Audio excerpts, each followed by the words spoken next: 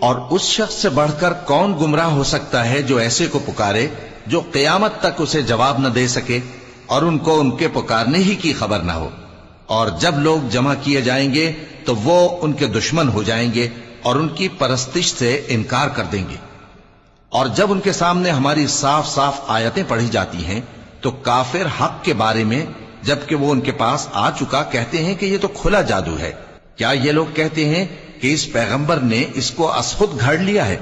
کہہ دو کہ اگر میں نے اس کو اپنی طرف سے بنایا ہو تو تم اللہ کے سامنے میرے بچاؤ کے لیے کچھ اختیار نہیں رکھتے۔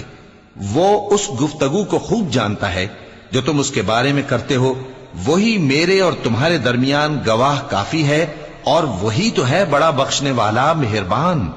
کہہ دو کہ میں کوئی انوکھا پیغمبر نہیں ہوں اور میں نہیں جانتا کہ میرے ساتھ کیا سلوک کیا جائے گا اور تمہارے ساتھ کیا کیا جائے گا۔